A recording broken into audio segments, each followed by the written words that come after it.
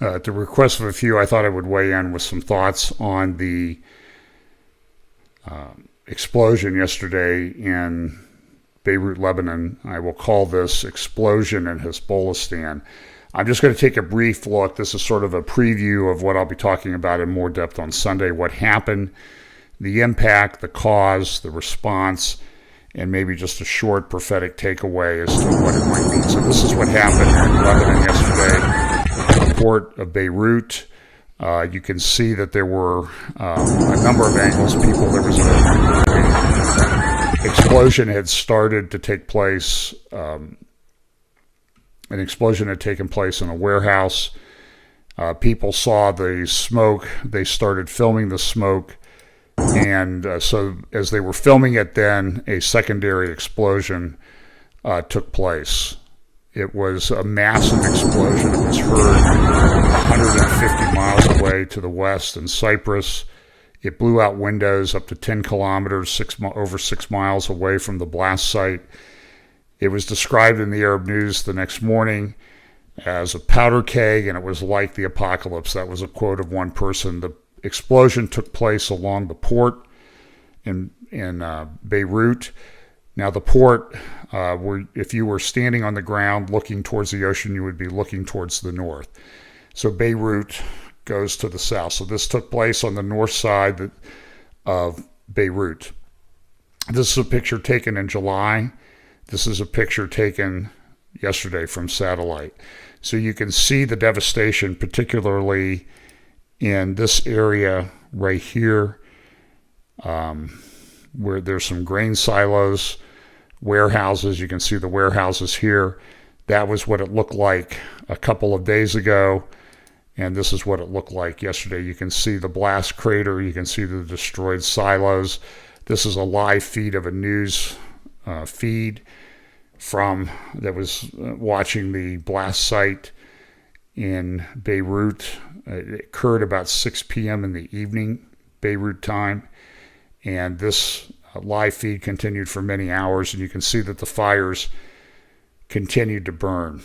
It destroyed virtually the entire port of Beirut. The fires burned into the evening hours before being extinguished.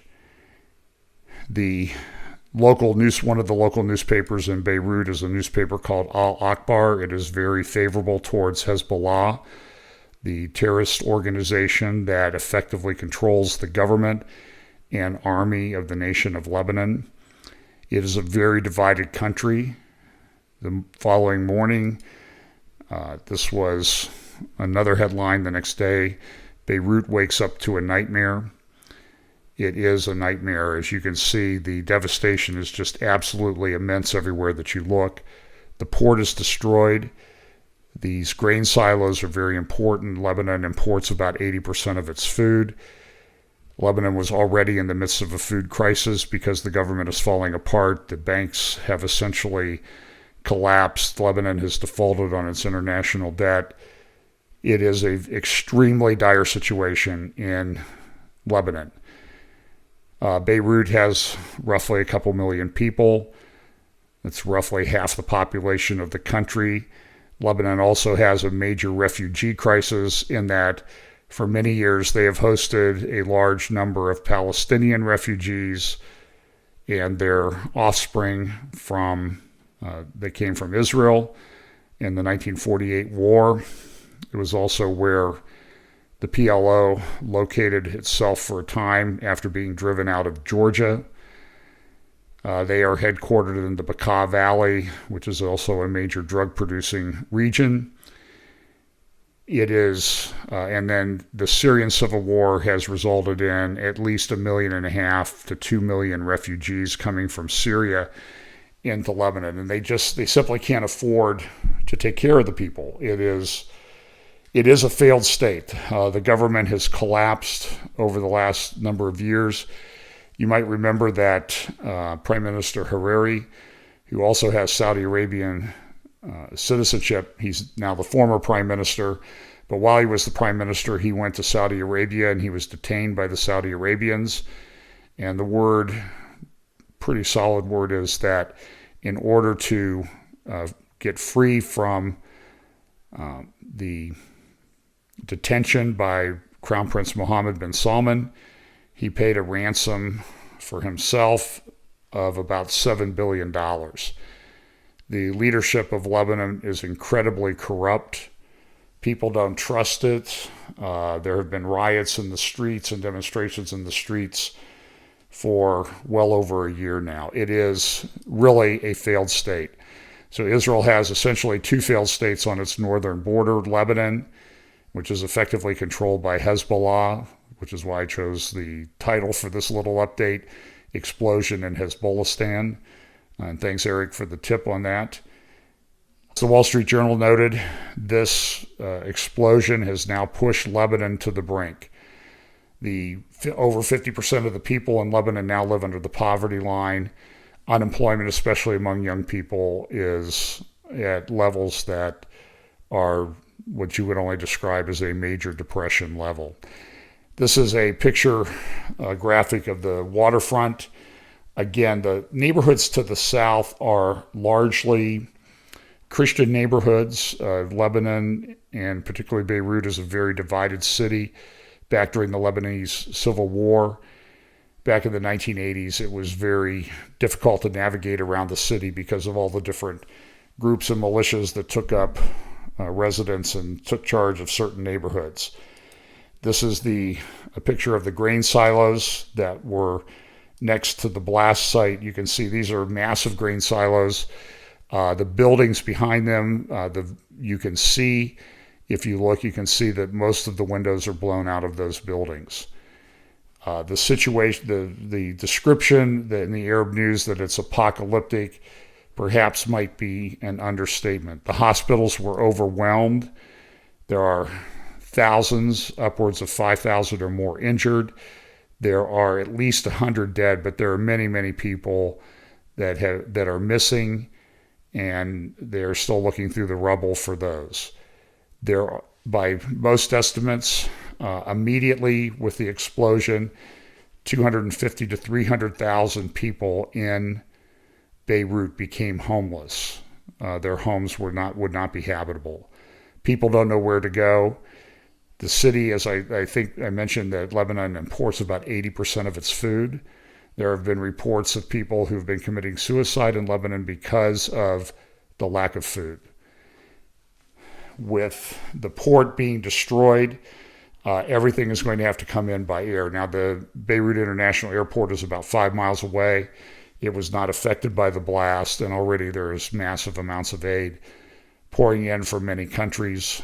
Israel has offered to bring in aid or to provide aid, but that so far has been refused by the Lebanese government. Here's a little bit of an example of the blast zone to give you an idea how many people live within, there are 116,000 residents within 1 mile of the blast site. Of course, there's nobody living to the north because that's the Mediterranean. 3 mile radius from the blast site, you'll have almost 2 million residents. Populated area. Fortunately, the most densely populated remains a little bit further to the south, but still there are, in that general range of the blast site, there are close to 2 million residents, 300,000 of which now, at least this is what the reports are homeless. And the report also is that the cost to rebuild and repair the damage from this single blast, well, it's really a double blast, but the major single blast will be somewhere in the range of $15 billion. Now, what exploded was a warehouse. There's still a lot of different theories. There was ammonium nitrate in this warehouse. I think that's been pretty well established. There was a Russian ship that had technical problems at sea in the Mediterranean.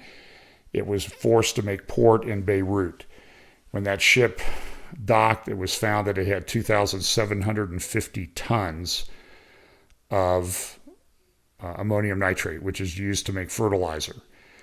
It is also used by terror groups. The Taliban, Hezbollah loves ammonium nitrate. It has been used in many terrorist attacks. One of the most famous attacks was the bombing of the federal building in Oklahoma City which killed, I believe, upwards of 170 people. That was a truck loaded with some ammonium nitrate soaked in fuel oil. The ammonium nitrate makes the whatever explosive properties of the fuel that's going to explode. It enhances it quite a bit. By most estimates, the amount of ammonium nitrate in the warehouse was 1,700 times more than what was in the warehouse in the bombing of the federal building in Oklahoma City. 5 years ago, there was an explosion in Tianjin, China, a major port. The ammonium nitrate there was estimated to be about 880 tons. Now, you might hear some bad language in the background. This is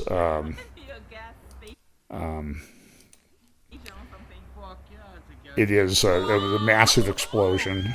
It effectively destroyed the port there, killed dozens of people. The interesting thing here, though, is that that's a second explosion that takes place, yet there's yet another massive explosion that's going to take place here in a minute. And I apologize if the people are bad language there, but you can imagine the shock that people had when they saw this thing explode. I believe there's another explosion coming here in just a moment. There you go. So that's what ammonium nitrate can do. In the Tianjin explosion, you can see that the buildings look very similar to what happened on the waterfront in Beirut. That explosion in Tianjin, about 50% of the cars that come into China come in through that port. They were parked there along the waterfront. You can see the blast site there. There were several thousand Jeep Cherokee SUVs. You can see here that in this area, these vehicles were completely destroyed by the blast, and the cost of all the vehicles that were destroyed or damaged in that explosion, they had to be removed and scrapped.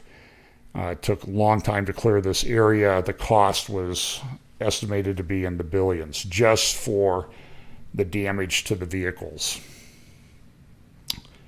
26,000 new cars ruined, estimated 3 billion won in cost. So here we have the port. Here's another satellite image of the port taken in June 9th, 2020.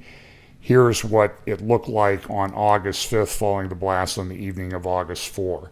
So you can see that there was just this, you see all the warehouses there, and now you see that they're gone, they're destroyed. So that blast went out, as I said, it blew out windows as far as 6 miles away from the blast site. Now, ammonium nitrate, I mentioned, has been a favorite of Hezbollah. Back in 2016, Hassan Nasrallah gave a speech to a Lebanese TV or news conference, or spoke to a Lebanese TV or broadcast a speech of his to his followers. And he said this: the people of Haifa are afraid of an attack if a war breaks out. Even without a war, they are afraid anyway. They store there over 15,000 tons, let me repeat, tons of this gas, ammonia. Now, it's not ammonia nitrate, but there's been a lot of concern in Israel about this. When ammonium nitrate mixes with fuel, it is very explosive. And what Nasrallah is saying here in his speech is that with this amount of ammonia, explosive ammonia in the port of Haifa, that we had Hezbollah with a guided missile that strikes that, we essentially have a nuclear bomb. So there's been a lot of political back and forth in Israel about getting rid of this ammonium nitrate, or the ammonia there in the port of Haifa. Seth Frantzman tweeted this yesterday, that Hezbollah has been known to make purchases of ammonium nitrate material, acquiring up to maybe 15,000 tons of this from Syria's main petrochemical facility in Homs. It's a way that it's sort of a money laundering. We'll pay you extra for the material that we use in our terrorist attacks. And this has been going on for some time. Look at the second paragraph go. This reportedly explained Hezbollah's insistence that one of its members be agriculture minister when Lebanese Prime Minister Saad al-Hariri, that's the one who I told you was detained by Mohammed bin Salman in Saudi Arabia a couple of years ago, paid a $7 billion ransom. His family is fabulously wealthy. And so Hezbollah insisted that one of the Hezbollah ministers be appointed as the agriculture minister, probably to provide cover for their acquisition of the ammonium nitrate. It may be that this is why the ammonium nitrate was allowed to remain in the port so long, because Hezbollah wanted it there. Hezbollah had a use for it. People complained about it. People were concerned about it. And yet it sat there in the port, in that warehouse, for at least 6 years until the other day when it was part of a massive explosion. Now, there were some initial reports that the warehouse that exploded was a warehouse that was identified by Prime Minister Netanyahu in a speech on September 27th, 2018 at the UN General Assembly in New York City. That's not exactly accurate. As you can see, pull up my laser pointer again. The explosion took place up here along the port. This is the north shore, if you will, of Beirut. This would be the western shore. And the distance from the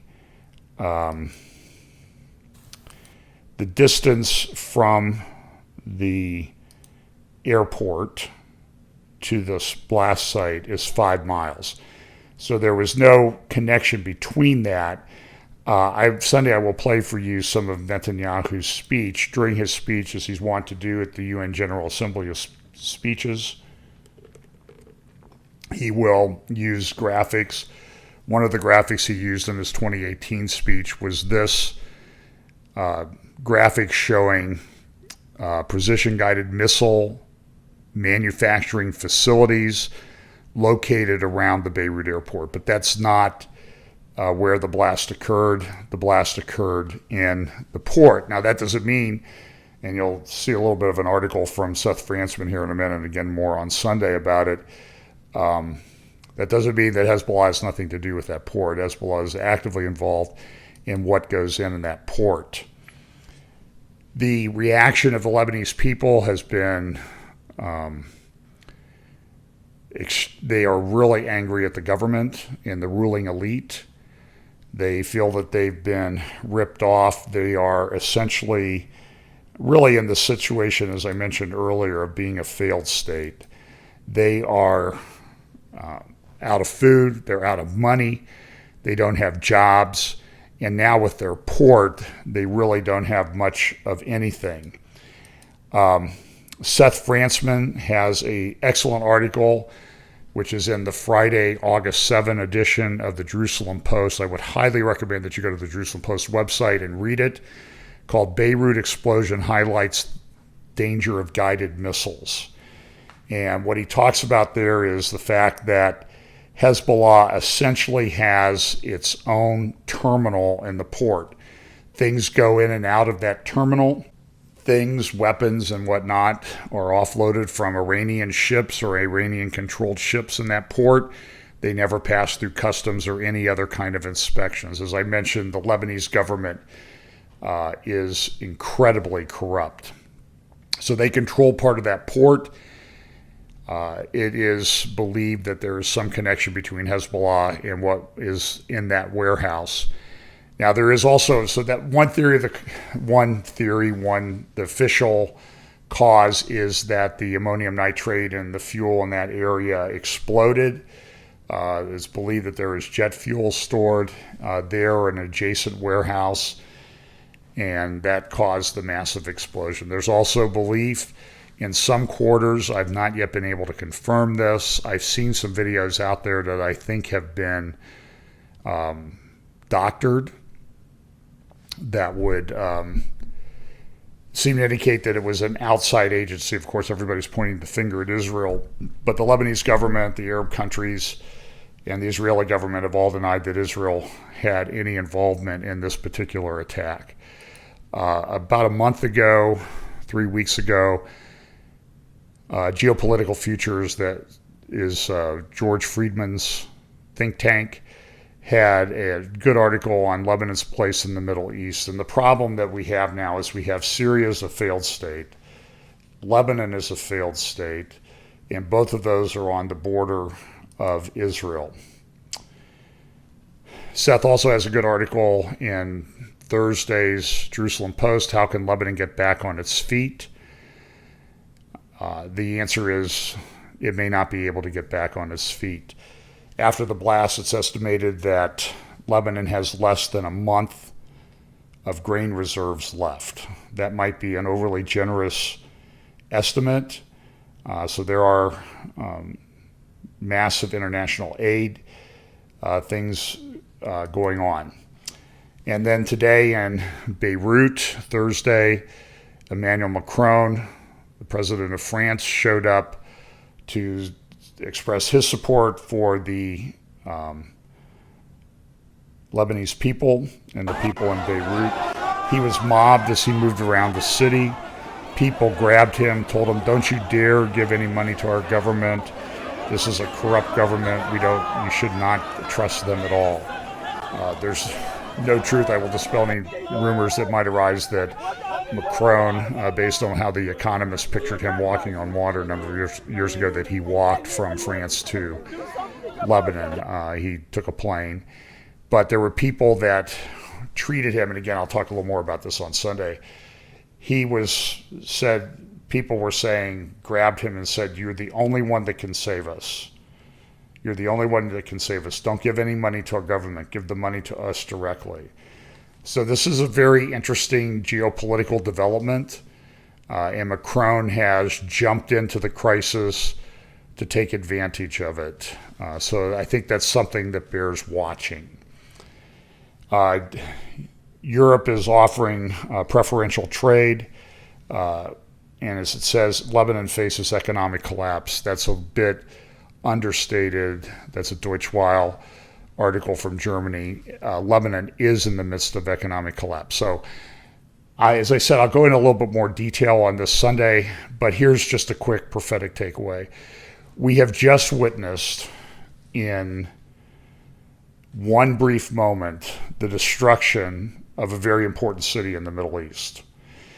We know that there is, and this is some controversy, King James, the burden of Isaiah 17:1, the burden of Damascus. Behold, Damascus is taken away from being a city, and it shall be a ruinous heap.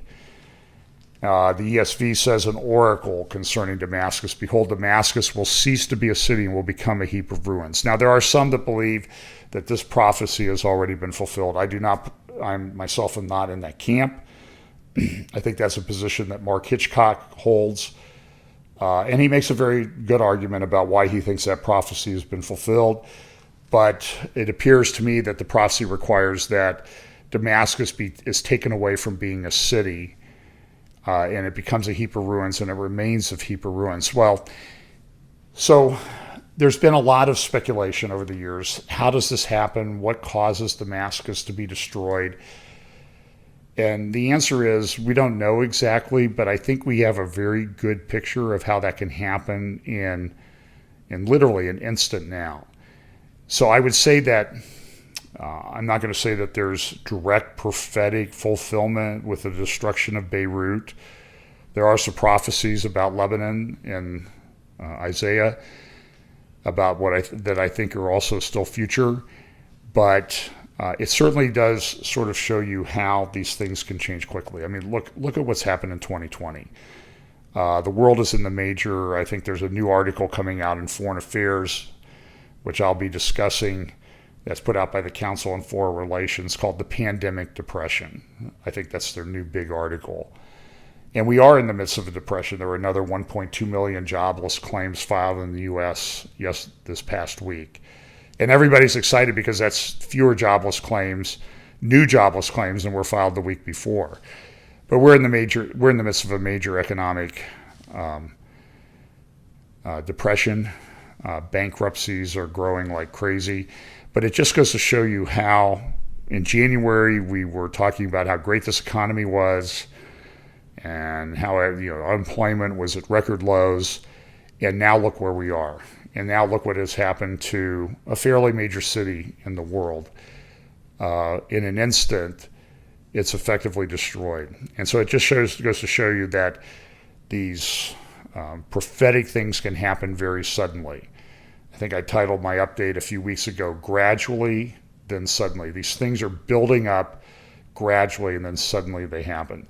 So Sunday, I'm going to take a little bit further look at explosion in Hezbollahstan. That'll be live streamed live at 11 a.m. Eastern Time in the United States. And then it'll be put up on YouTube after we get it processed. So live streaming live on YouTube and Facebook at Fellowship Bible Chapel at 11 a.m. And we will talk more about this. Good evening. Thanks.